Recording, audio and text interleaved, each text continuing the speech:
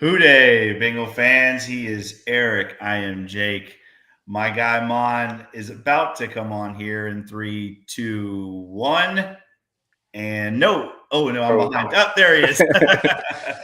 And our guy Mon is here. Hey, thank you guys so much for joining us tonight. We really appreciate it. We have got another great show for you tonight with another incredible draft expert. He is going to be talking Bengals draft with us. We will be bringing him on shortly. But before we do, I do think it is absolutely worth mentioning and talking about the tragedy today at Florida State University down here in Tallahassee, Florida. This is something that for all three of us, we all know people that live in the area that go to the school. Obviously, one of them being Mon's son, Jake. A very scary scene today at Florida State. And I just want to, I think all of us want to give our heartfelt thoughts and prayers to all the family members, everyone that has been involved in this absolute tragedy, Mon. I know a very scary day for you being a father. Eric and I both. I can't imagine what you went through today, man. But your thoughts on the tragedy of Florida State? Yeah, my echo here. No, you're good. Okay. My son works for the college, and he's there getting his master's degree. I have another son that graduated from there. My wife graduated from there. He sent me a text today. Like I said, he works there, and he said, "Hey, listen, I just want to let you know I'm okay. I'm in lockdown." And I'm like, "What's going on?" The news hadn't broke yet.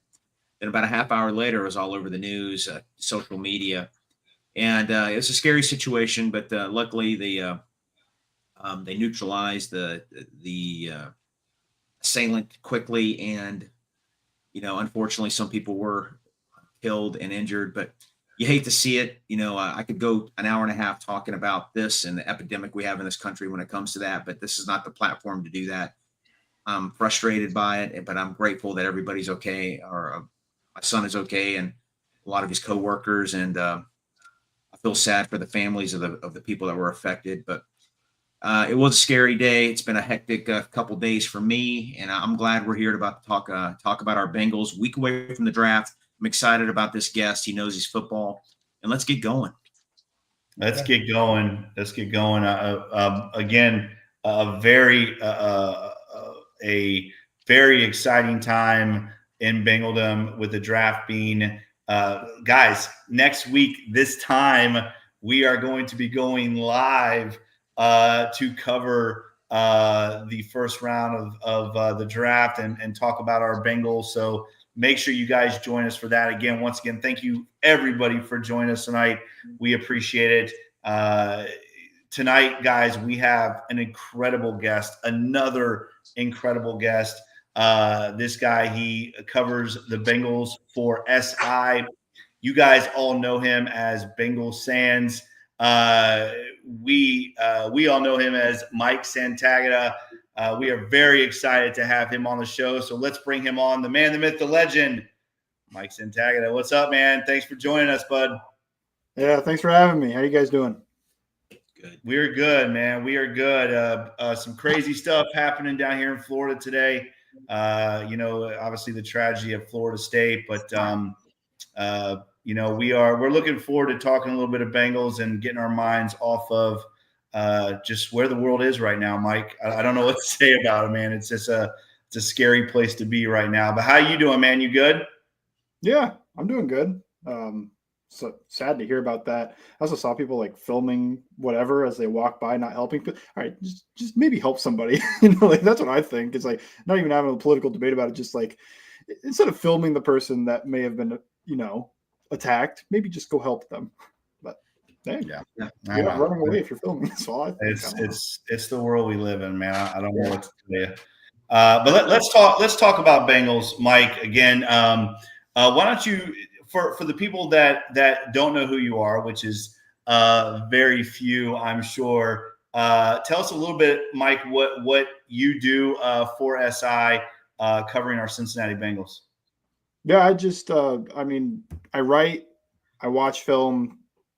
That's about it, and write about what I see. So, if you follow me on Twitter, then you would see that. Or if you read my articles, there's probably going to be usually at least like 10 clips in there of things that I'm seeing. Because I just like, whenever I say something, I feel like I have to back it up with like video proof of like why I think that. So that's usually why there's so many videos in my articles, if anybody's ever wondered. Yeah, absolutely. And people can find you at Bengals_Sands on Twitter. And you write for at Bengals Talk SI. Is that correct? Yes. Awesome. Awesome. Well, once again, Mike, thanks for having, thanks for coming on here and spending this Thursday night with us. Let's dive right into this, man, because we are a week away from the NFL draft, a big weekend next weekend for our Cincinnati Bengals, only carrying 6 picks into this draft. Mike, there's a lot of debate on what the Bengals should do at 17 in all of Bengaldom. Even on this show, we are going back and forth. Should it be best player available? Should they try to fill one of those immediate needs at maybe edge or at guard? What are your thoughts, Mike, on that debate between do the Bengals go best player available if one of those blue chippers fall, or do they go and fill one of those glaring needs on the offensive or defensive line? What do you think? To me, it'd be best player available, and you just hope it matches up with your needs. I mean, they have needs on the offensive decent line, but they also have a need at linebacker. They have a need, maybe not this season, although you could argue they do, at corner and safety, because Geno Stone's on a 1-year deal. Cam Taylor Britt has 1 year left. I don't think running back's a need, but I've watched one game of Ashton Jeanty, and I'm like, well, if he somehow makes it to 17, I could make the case. Like, why would we let this guy fall? Right. Tight end, like you're set with Gesicki, but Gesicki's really more of a wide receiver. So if you really like Tyler Warren, you could find a way to get them both on the field. Right. So really, you could take anything to me except quarterback. I think you can make the point about anything besides quarterback. Agreed. Mon? Yeah. I mean, everybody's been debating that. Glaring, I mean, the team has multiple needs, obviously. And I like what you said about cornerback. To me, yeah, you're right. I would not be stunned if 17 was a defensive back of some sort. It could be. You never know. But I've been harping on offensive line, the trenches. I've been really concerned about it the last couple of years. I just think we're a little undermatched sometimes, especially in our division. Can you list a couple potential candidates at 17 or 49? And are there any late round guys, maybe third, fourth, or fifth, that you could see potentially coming in and starting day one? Yeah, starting at 17, it looks, I'm just trying to read some tea leaves here. It feels like they're interested in tackle guards, like guys that can play both. Right. When you look at who they've brought in Josh Connerly twice. Like, I don't think he's Oregon, right? Yeah, from Oregon. Left tackle for Oregon. He got better as the season went, but when you look at his career as a whole in college, you kind of think like, this might be more of a second rounder. But that's also kind of this draft. There's a lot of those.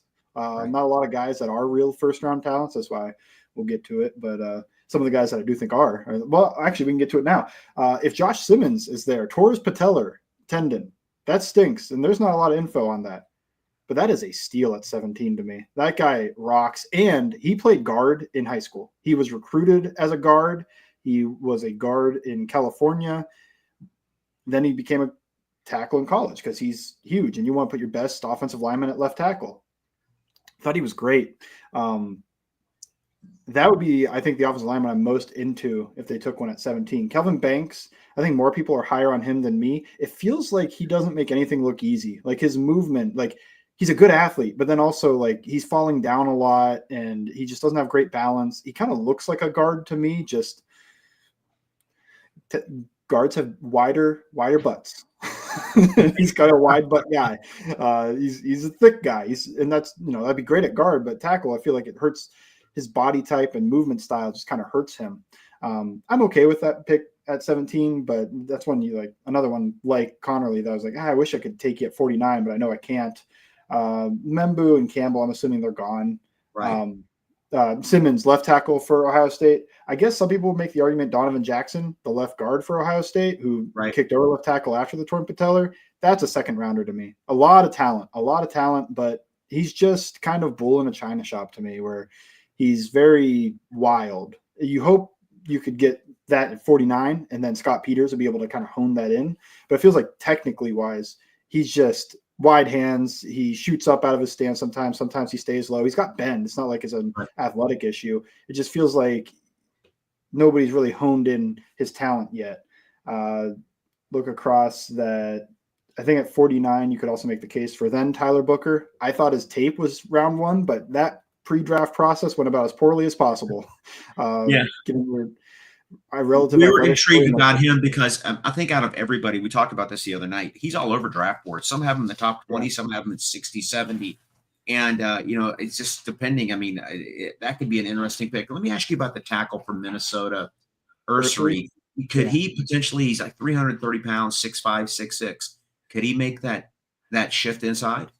Yeah, I think so. He's another 49 candidate for me. I wouldn't look at him at 17 in the first round, but he's big. I can find my exact notes on because I kept it open.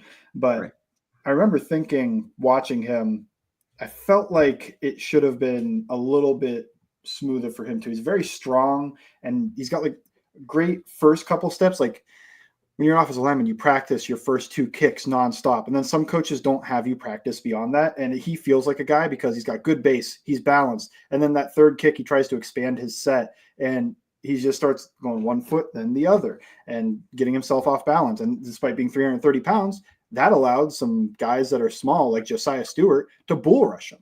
And that shouldn't happen to you when you've got almost 100 pounds on the guy. Thought he had patient hands, but I also thought it kind of worked at a detriment where he kind of lets guys into him rather than plays them at his fingertips. He's got a really good snatch trap technique, knock guys down. He feels like a guard to me. Like I could see a tackle happening, but everything that I'm looking at there kind of makes me think guard, where you're not going to expand your set too much at guard. You're going to do those first 2 kicks and then probably have to reset inside, drop the post foot. He's very strong, very stout. I think he could work at 49. But just didn't love him. Like I think some people loved him. I think you guys had Jared on. I think he's higher on him than me. But I liked him. I think that's a 49 candidate. Same with like Tate Ratledge, the Georgia guard who played next to Mims, and his. He's a Bengal fan favorite. We see that in a lot of Bengal fans. Mock drafts. It's just insane. The Tate Ratledge love. I mean, I like the guy. I think. I don't know. I know he's moving up a little bit. To me, he's like a round 3 guy.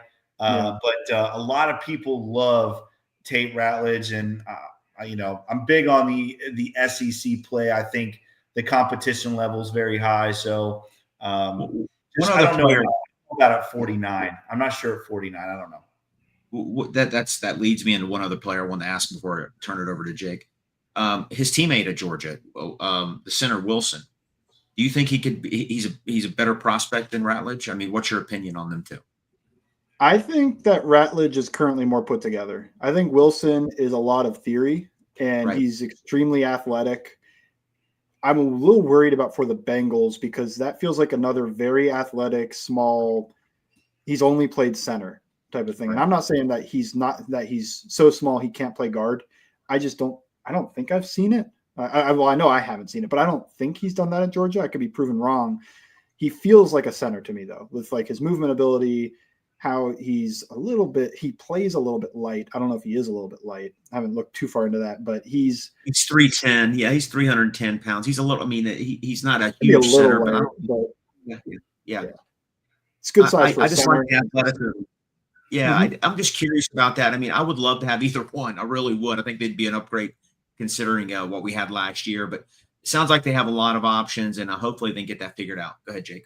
Mike, let me ask you real quick before we move on to the next position.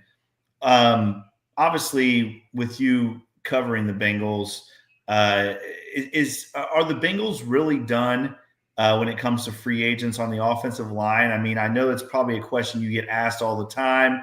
We just saw this whole thing with Dalton Reisner, and we've heard the Brandon Sheriff talk. I mean, are the Bengals really going in with the 4 they have now and looking to draft a day one starter, or are they looking outside at some possible free agents still? What are your thoughts on that? Yeah, I wish they weren't done, and I would say I think their free agency is contingent on the draft. I think they are open to bringing in like a Brandon Scherf, and Brandon Scherf maybe doesn't want to sign until after the draft because he doesn't want to compete for a job. He wants a job. And I would say, like, you'll probably win that job. Like, what are you worried about? But hey, right, 100%, yes. Yeah, and then there's also like Will Hernandez out there, and they've passed on Risner so many times that I just don't even consider it. Yeah. I mean, if he signs, cool. He's a fit. Pass protects well, but I think Hernandez would also fit okay. He's coming off an injury. That's probably why he hasn't signed yet. I think there's starters, like those 3 guys can start. I'm not sure beyond that how many guys you're going to be able to get that can start out there. Maybe you could hopefully get a guy that gets cut, some type of cap casualty, but a cap casualty now is not the same as it was a month ago. Now Right. It's kind of guys that like they were borderline to make the team anyway. Right.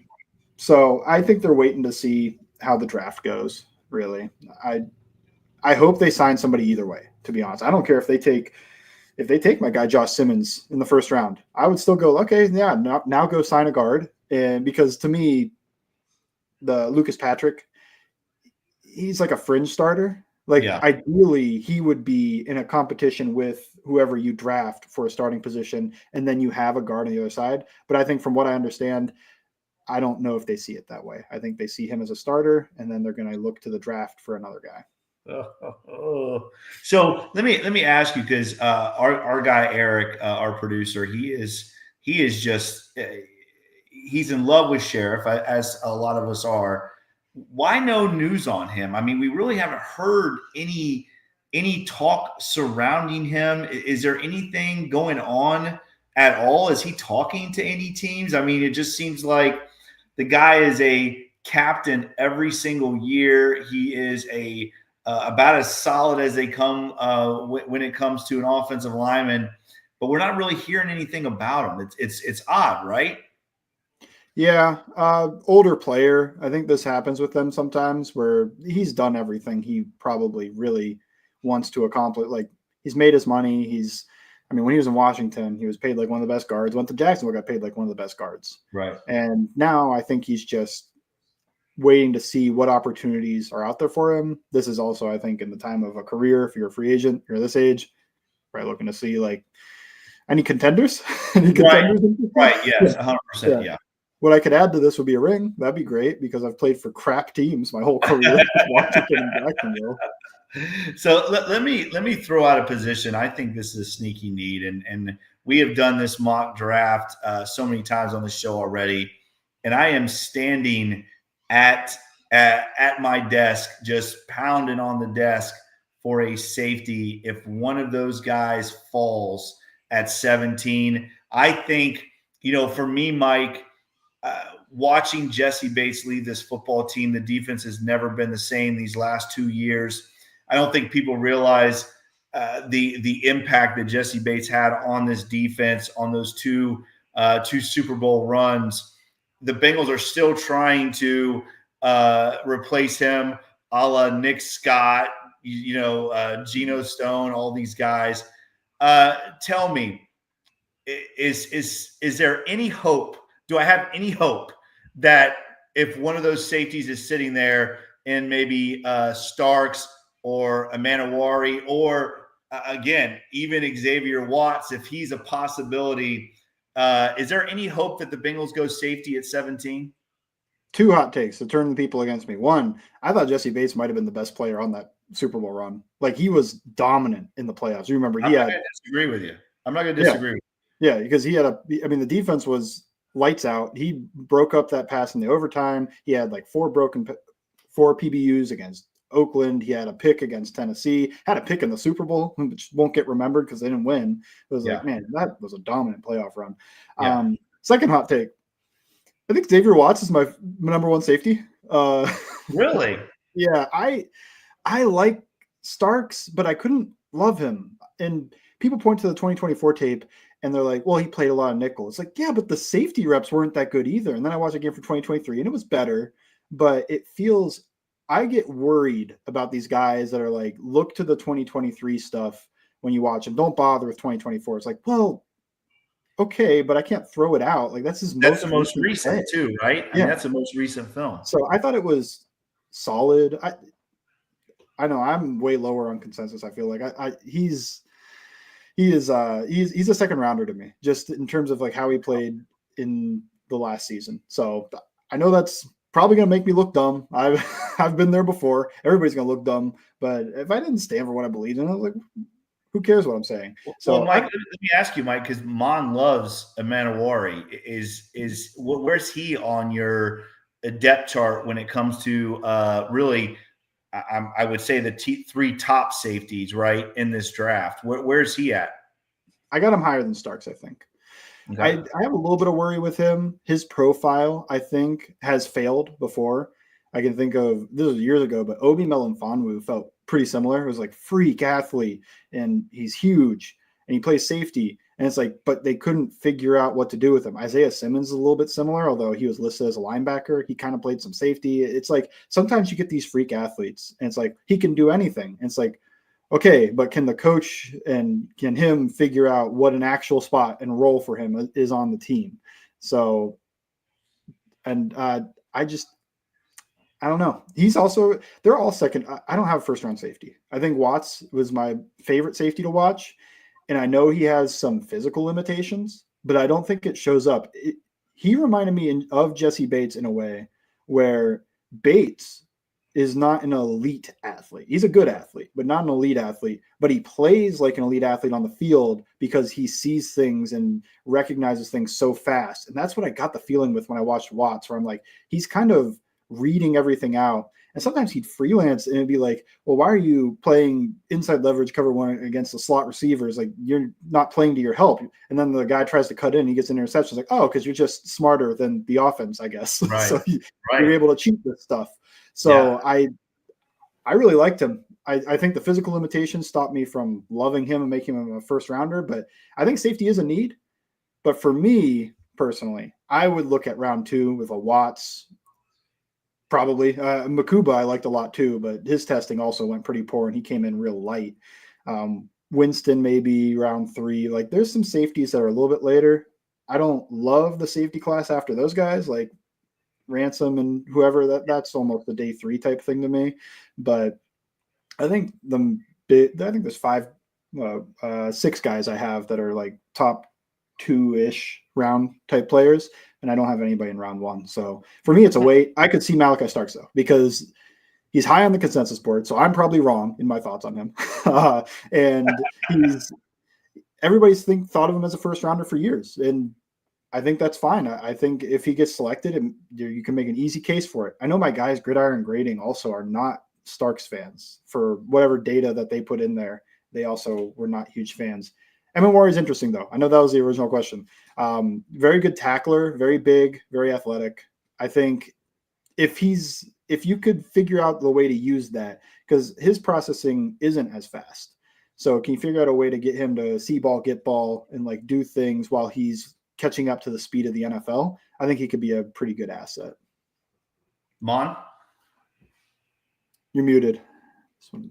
Muted, Mon. Sorry about that. My dog was barking. Everybody that follows us knows that. Before I get to the defensive line, I want to add something about the safety situation. I'm just I like Emanawari because you just mentioned it, his athleticism. I love Jordan Battle. He's not an elite athlete. I think he's a thumper. I think he has a solid future for the Bengals. Geno Stone isn't, Mr. Physicality tackling. I know he's a ball hawk. I don't think he's a super athlete. I can understand having one limited athlete at safety, but 2, that's what concerns me. And I think we need some athleticism there, and that's why I'm sort of hyping them. But I want to get to the defensive line now. My big thing this whole offseason has been the trenches. We talked about the offensive line. got into a big debate on Twitter a couple weeks ago with somebody, and he brought up a good point. I just want to ask you. We spent 3 draft picks last year on the defensive line. Cedric Johnson, obviously from Ole Miss, McKinley Jackson, and Chris Jenkins. So our current tackle situation is B.J. Hill on a 3-year contract, Slayton, we signed from the Packers, McKinley Jackson, and Chris Jenkins. If we draft another defensive tackle, I mean, we keep 10 usually defensive linemen. I mean, is there going to be enough room for him to get snaps there? I personally don't think this defensive line has ever recovered from Larry Ogunjobi, his production. And hopefully Chris Jenkins can morph into that. I don't know if he can or not. Is defensive tackle really a big, high priority for the Bengals? Is it more defensive end? Let's just talk about the defensive side of the ball in the trenches. Yeah, I think they're missing a stud at the defensive tackle position. I don't know if you'll find that in the draft or not when you look at guys like Walter Nolan and Derek Harmon. I think are the 2 most common names at 17 for that. I don't know if either one's going to be a star, but I do agree with the Ogunjobi thing. And Chris Jenkins to me feels more like BJ Hill. Like, I think that would be the career arc he'd take, where he's a solid player, all around solid. Where Ogunjobi, I mean, he was a roller coaster from play to play. He would make a big splash play in the backfield, and then another time he's doing whatever and getting blown off the ball, washed out. I think they've been missing it, though, because it's hard to get those splash plays. It's hard to find guys that can do that. And that's why he keeps getting contracts, even with the negatives that come with it. I think Nolan fits that mold in terms of, like, I think he could make big splash plays, and he could also get blown out a little bit. So I think early on, maybe you'd think, like, maybe you can make an Ogunjobi type impact. I think you could find snaps. It is hard, though. It's clearly a need to me because, you know, the defensive tackle room, I don't think you'd look at this defensive tackle room and say, this is a top 12 unit. You know, it's mostly solid players, at least the starters. I think that the 2 starting guys, Slayton and Hill, they're solid. And then behind that, you have youth and upside. And are they good yet? Not really, but you hope they get better. If you could add in somebody that can pass rush from that position, I think that would be huge. And maybe that could even be Osai on that 1-year contract, but they get nothing out of their defensive tackles on pass rush. Nothing. Yeah. Nothing. They haven't, and like Mon said, they haven't since Larry O. I mean, that's the last time where you saw high production, and not only from Larry O, but BJ Hill. Like they played off of each other so well in 21. 14 and a half sacks combined. 14 and a half combined for those 2 guys. And we just haven't seen any production, but that interior pass rush, Mike, is so important. Look at Sam Hubbard that year. I mean, that having that interior pass rush made everybody more productive on the defensive line. And we just haven't had that for the last 3 years. Yeah, it's hard to find. That's why you don't let those guys go. So what do you think about edge, Mike? What about some edge guys? I mean, Mike Green, obviously, there's a couple guys out there. Pierce is another who's got some off the field stuff. What do you think at edge? I mean, is there a guy that you like at 17? Are you going to overlook some of that off the field stuff with Green and with Pierce, or what are your thoughts on that? Or what are the Bengals thinking? On the field, I think Green fits at 17. I don't know if he fits their mold, though. They like big at edge. I know. I think people hate it, but they like size. And if they're going to be a 4-down team, like Al Golden said they would be, it makes sense. You want a big edge that can stop the run and, you know, set a hard edge. Mike Green, I'm not sure he does that, but I think he's a good pass rusher. Off-field issues with him, off-field issues with Pierce. Pierce really doesn't feel like their type. I would be pretty surprised if they went James Pierce just because he's small. He's not a great run defender. I feel like Tennessee was kind of hiding him a little bit, put him a lot of stunts to try to get him to loop and make plays rather than hold the point of attack. And then you have guys that are like, hey, they're big. Have they done anything in college? Not really. They're solid. Like Michael Williams, I think was a good run defender at Georgia. I don't know what you're getting as a pass rusher. I think you're probably looking at average kind of hoping for average pass rushing, like a 6-sack, like Sam Hubbard type guy. Shamar Stewart, man, he is an athletic specimen, and I've been lower on him the more I've thought of it. And I'm not low on him. I've got like an early second on him in my head, just because it is hard to find a guy that is 270, 280 pounds that moves like that. But despite playing football so long, he just looks like he has never played. I mean, it's tough to, like, the game's going to get faster. The game's going to get harder at the NFL level. And he has those issues in college where just things aren't lining up as a pass rusher. And then as a run defender, it just seems like he's not used to being out there. And I think sneaky Nick Scourton, I think they'll like him. He's can put on the size, although I think he'd play better if he was in the 250s rather than trying to be 270 pounds. He just couldn't move the same way he did at Purdue.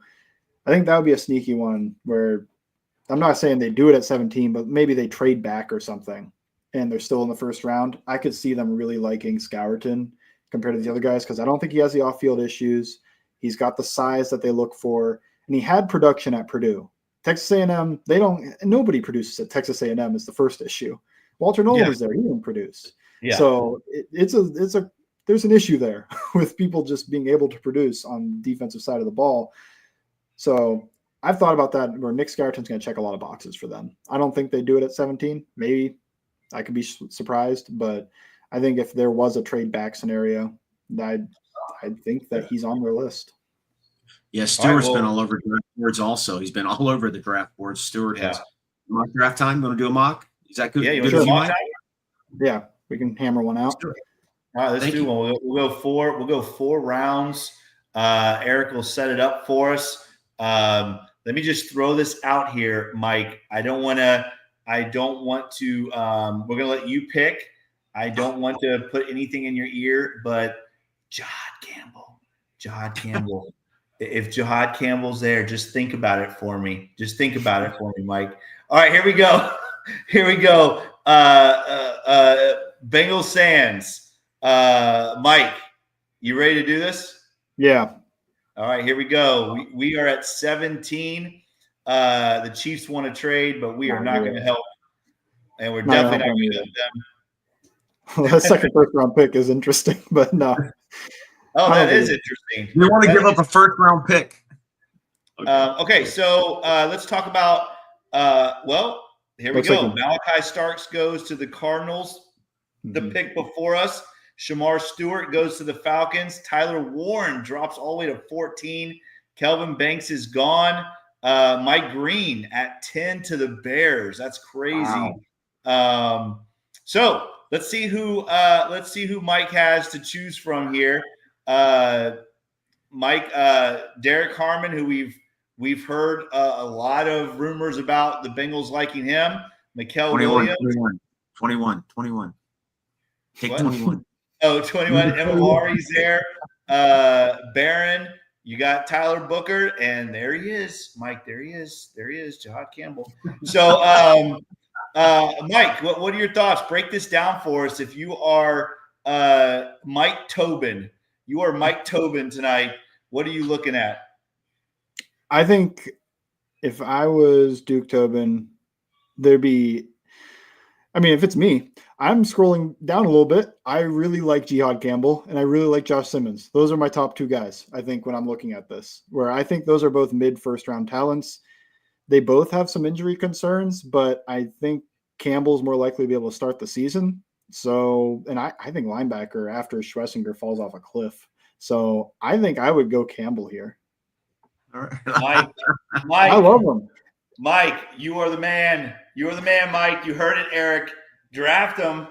Yes, sir. I'm not losing any sleep over it. I want an impact defender. I mean, the labrum impact defender, he's very athletic. I think it fits a lot of why you would like Emanwari too, where you're adding athleticism to the defense. I mean, their linebackers have been slow.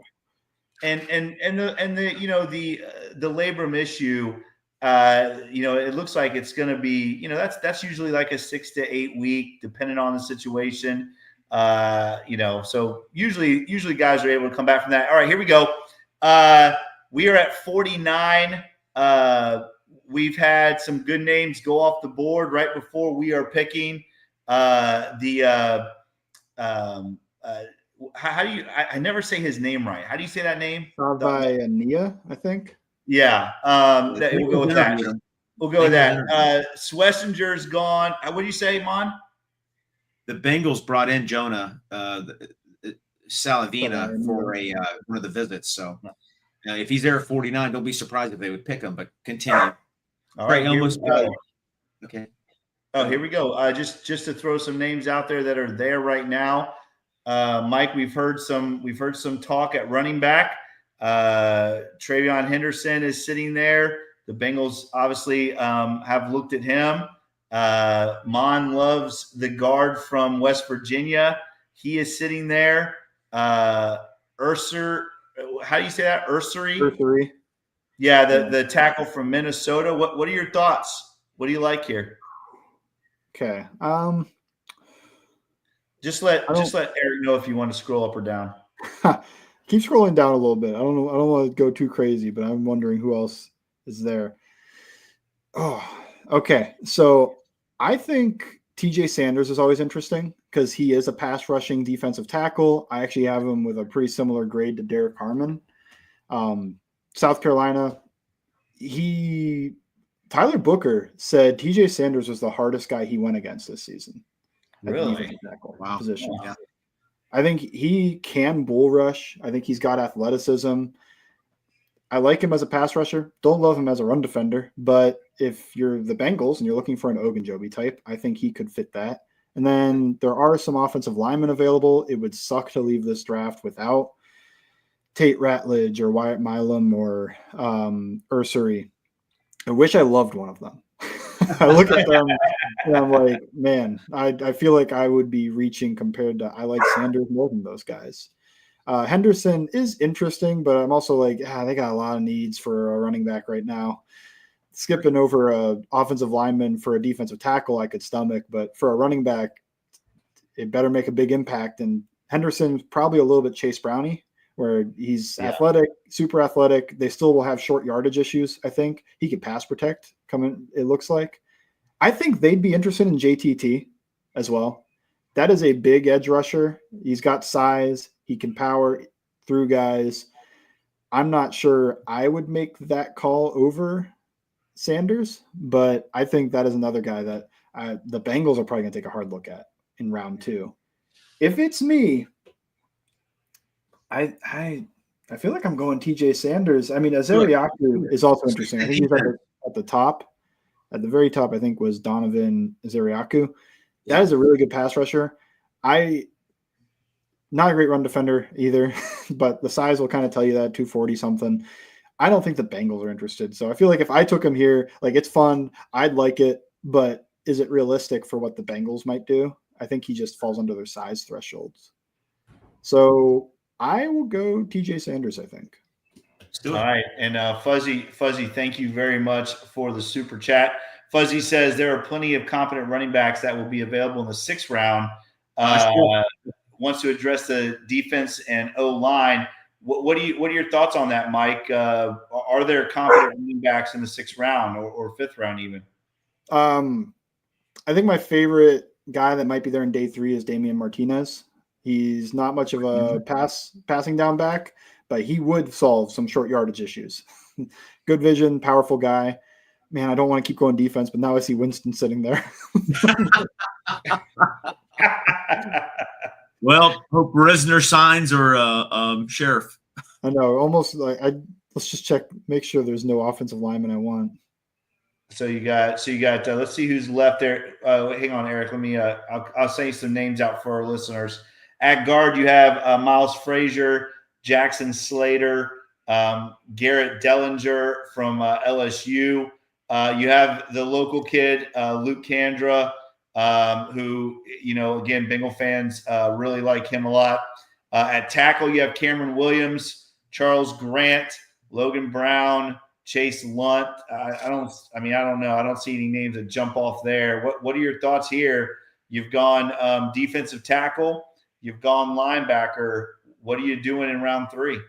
I'm mad that one pick before me was Jared Wilson. I think that's my first thought.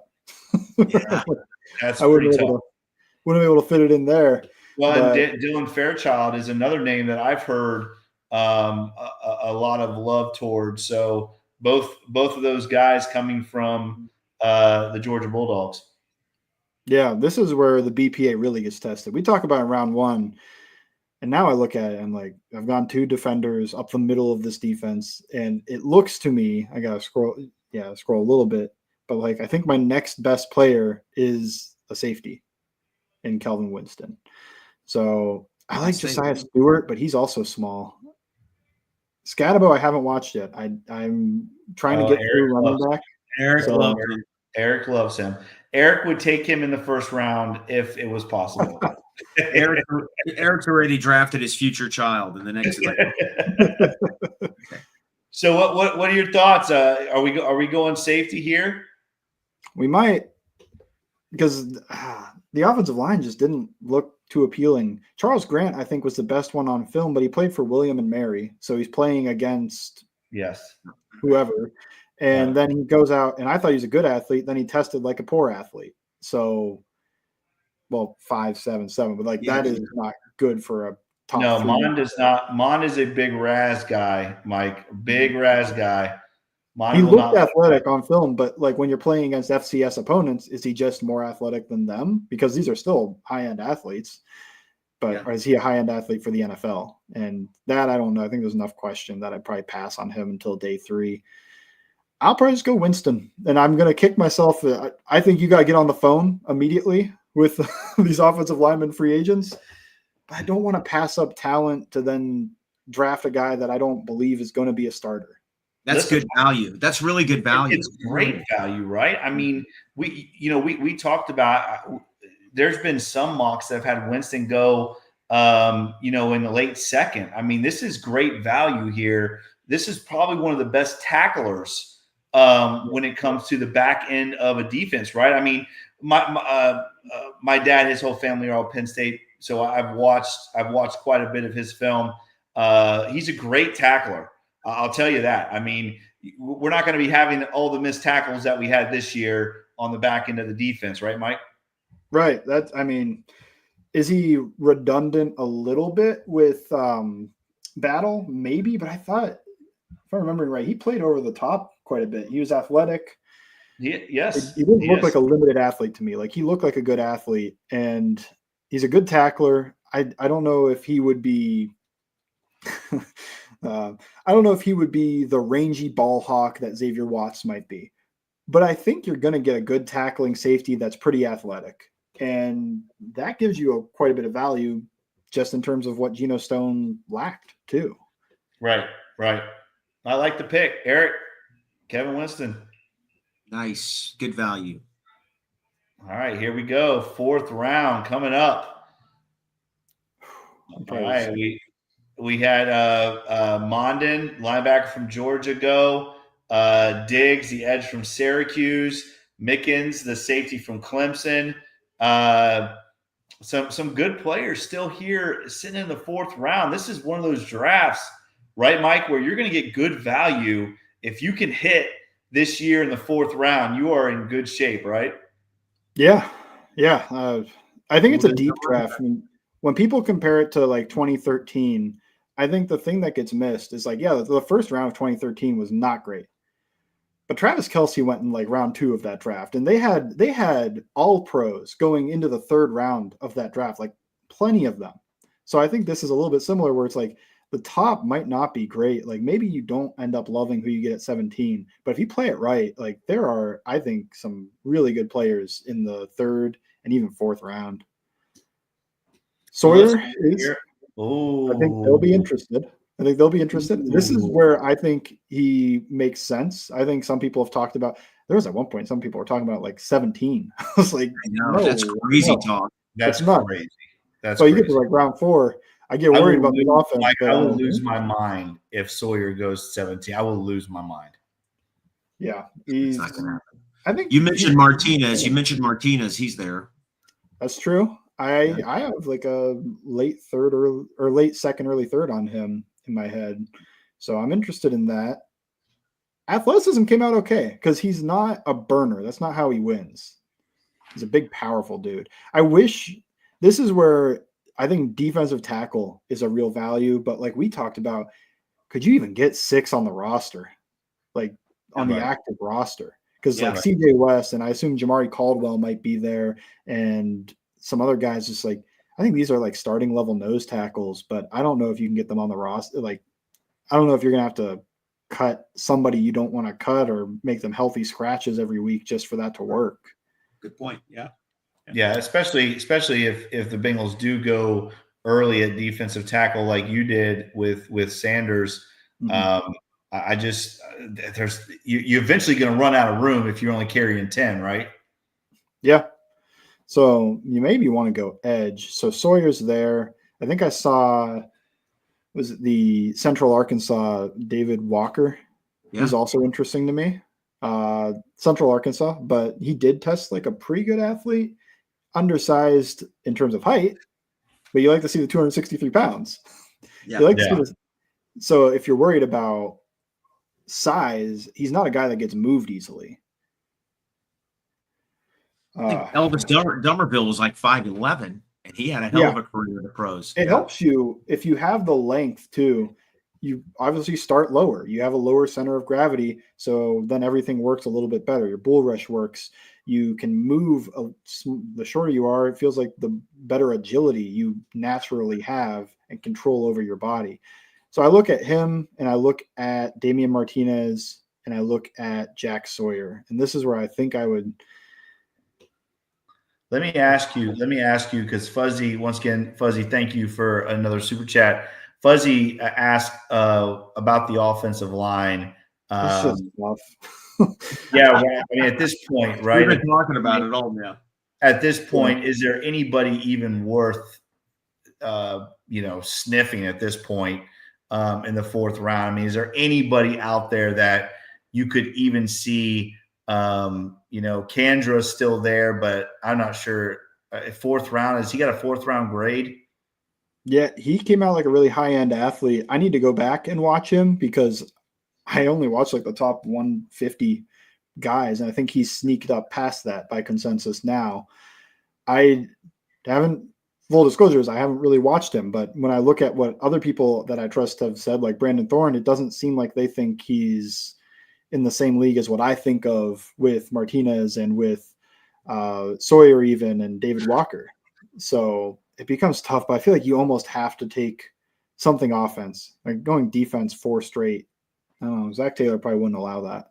So well, I need help too.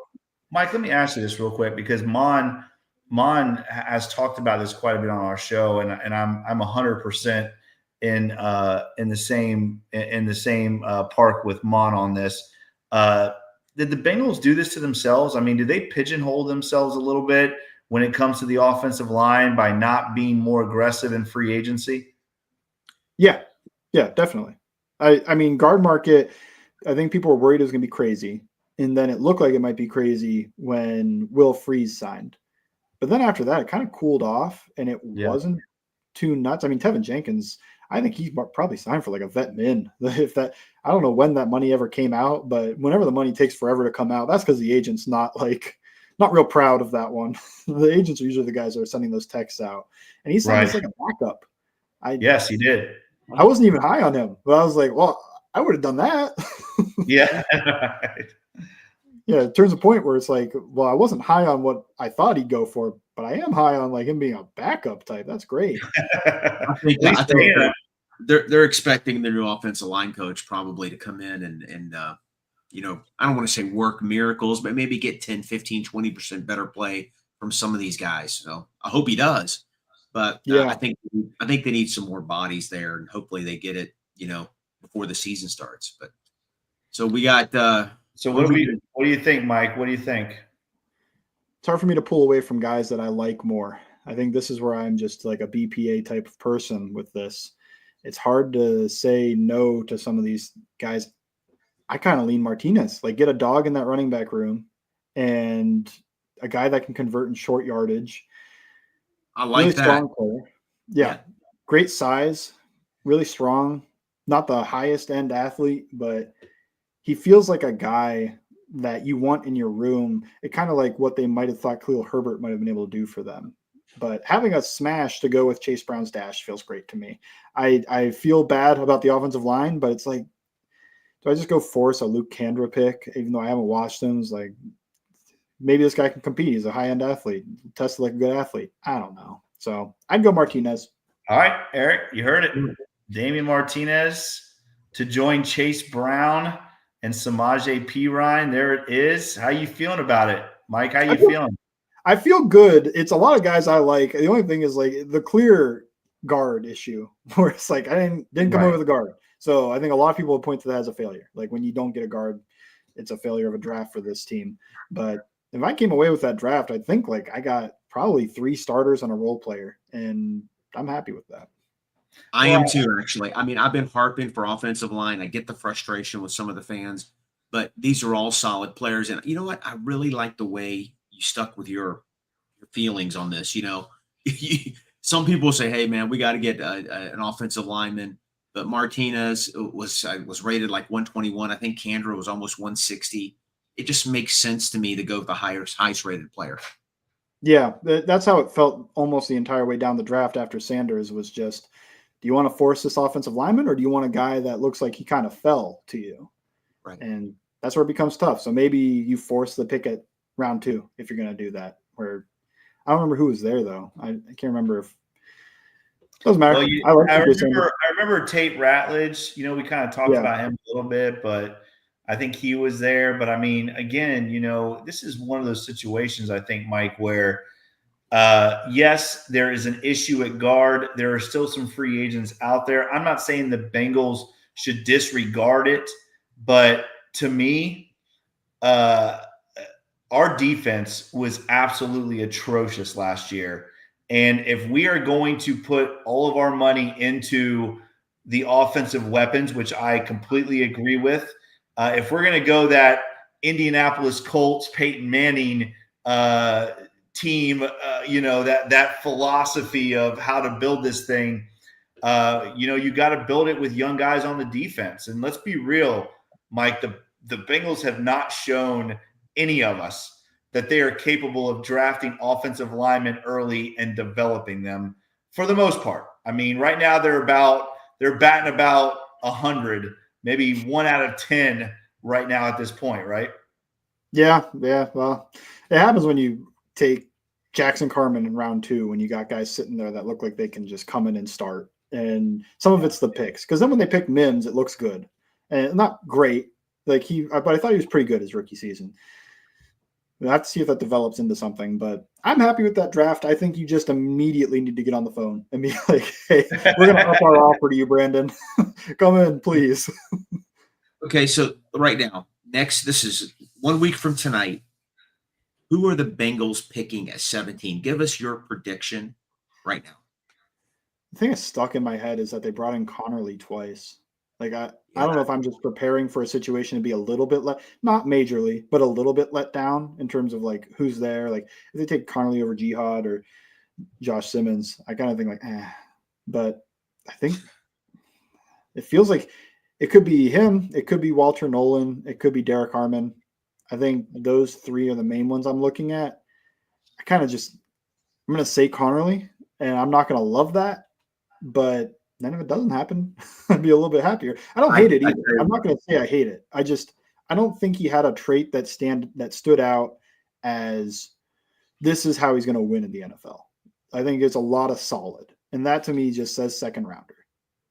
I can tell you somebody that's going to hate it. It's Jake. Jake, you will need medication. I'm going to tell you right now. I'm going to tell you you better cover your TVs because I'm going to put a chair through them. I'm going to tell you right now.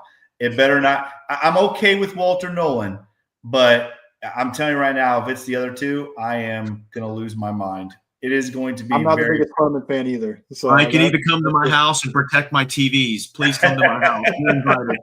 Well, do you live in Cincinnati? Do you live in Cincinnati? I'm in Florida. Just fly on down for the night. Protect my TV. Mike, before you get out of here, once again, man, thank you so much for joining us. It's been absolutely awesome having you on. Let me just ask you this last thing, because the Bengals are not known to do this, but it just feels like this might be the year they go into this draft with 6 picks. There are obvious holes on both sides of the ball. Is this the year that the Cincinnati Bengals trade back in the first and make some kind of a move? Is this going to be one of those years when they do it?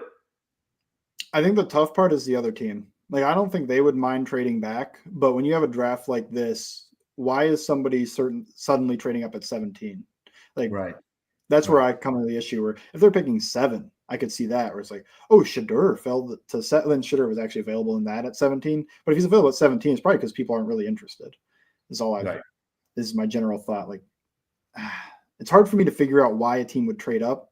I'd be into it though. Maybe it's a Tet McMillan thing. Maybe he falls. The Bengals aren't interested because they've got T and kind of similar role into that. So maybe they can trade down there. So small chance. It's more than likely that they would trade down than trade up. They've never traded up, so at least they have traded down before. Well, I think Carter back in the day. I was about to say, let's not talk about when they trade up for Gajana Carter because I still have nightmares about Gajana Carter. He wasn't alive then. Come on, no, that was 95. I think was that 95. That was 90. No, that was. I think it was 95. I think it was 95. They traded up for Gajana Carter at number 1. And we all know what happened in that first preseason game and what followed after that. Yeah, right. Well, Mike, why don't you let everybody know where they can find you on social media? Yeah, you can just use the Twitter, Bengals_Sands on there. And everything I do really gets linked there. If you don't do Twitter for whatever reason, then just check out Bengals Talk SI and you can see my articles. Thank you so much for coming on, man. We really appreciate it. We're big fans, and I hope you come back on again. Appreciate it. Everybody, make sure you follow Mike once again on Twitter at Bengals_Sands. Mike, thank you so much for coming on, man. We appreciate it. Well, hey, what do you think about maybe following up after the draft? We'll talk a little bit post-draft. Are you good with that? I'd probably be good with it, although I'm a little scared of coming on if it is Connerly. I'll be at Best Buy buying a new TV. I'll be at Best Buy buying a new TV. I'm usually good after a couple of weeks. You know what I mean? It takes me a little bit of time. But hey, Eric, do me a favor. Send him the clip of Jake having a meltdown last year. You got to send it to him. We'll get you that clip. It's a classic. Let's not do that. Mike, thanks again, man. We appreciate you. Hey, we know you're going to be very busy this next week. Good luck to you. And again, man, once again, thank you so much for coming on, Mike. Yeah, thanks for having me. Hooday. Good show. Awesome. That was fun. That was good stuff. That was awesome. You know, I liked it. Yeah, and isn't it interesting too? I mean, we had obviously Mike on tonight. We had Jared on Tuesday, and it's interesting to see both of them loving my guy, Mon. I'm just throwing that out there. Both of them loving Jihad Campbell. Both of them picking Jihad Campbell. But after that, interesting to get different views on because I do think, don't you think, Mon, that after that 17, it's going to be very interesting what the Bengals do? Yeah, listen, we lived it last year. We lived this last year. We wanted interior offensive line.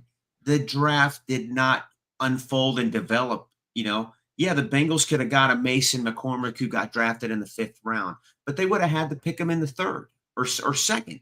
So They weren't going to reach for that. They were going to go get – now, some people said they reached for McKinley Jackson. I get it. But you know what? They picked the highest-rated player in the 2nd round in Chris Jenkins. They could have went guard there, but the guards they had there were 3rd rounders, 4th rounders. Well, what happened in tonight's mock was sort of similar to that. The guys he picked were good value. Now, Sanders, I think in the PFN was in the 60s. Some people have Sanders almost a 1st-round player in some mocks and some big boards. So it's going to be interesting to see. I wouldn't lose any sleep over that draft. I would not. Yes. Do I want offensive linemen? Absolutely. But the more I think about it, that last question you asked, I think the Bengals are going to trade back. I think we're going to get another pick in this draft and potentially a later pick in next year's draft. I think we will get another top 100 pick. I expect the Bengals to pick from 22 to 28 next Thursday night. I mean, and I would be okay with that, honestly. I think this is a draft where really, and I think Jared talked about this, right? From 5 to 30, it's really a crapshoot. You have a lot of talented guys from 5 to 30. I could see the Bengals doing that too. I really could. Again, it doesn't happen often. They've done it every once in a blue moon. But it's going to be interesting to see. Definitely next Thursday night, we will be live next Thursday night to cover the first round. We'll be talking Bengals. Make sure you join us next Thursday night. We would love to have you guys join us. We'll try to get to your questions. We'll talk about other teams' picks, but we will be there. The Bengals Pulse will be there. Very good chance we're going to have a couple guests join us as well next Thursday night for the NFL draft as our Cincinnati Bengals pick at 17. It's going to be fun, Mon. Great show tonight, man. I had a lot of fun. Yeah, we had a lot of fun. Good week. And guys, Christmas is next Thursday.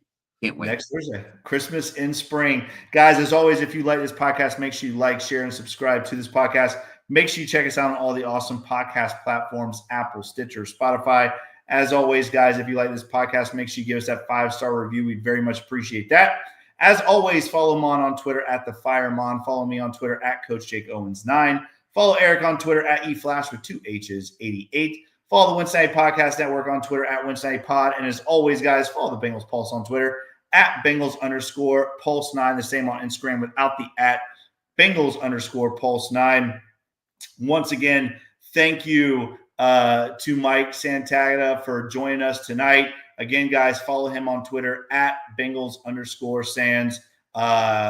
Just another action-packed draft episode right here on the Bengals Pulse. Before we go, once again, for Mon and I and Eric and everybody involved in the Wincinnati Podcast Network, our thoughts and prayers go out to everybody that was impacted today up in Tallahassee, Florida. Thoughts and prayers to everyone for the tragedy today. Hopefully, Mon, this thing turns around the world that we live in, and just more positive vibes, hopefully, out there. What do you think?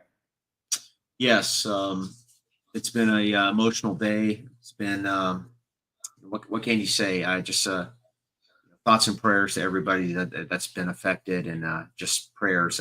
That's all you can do.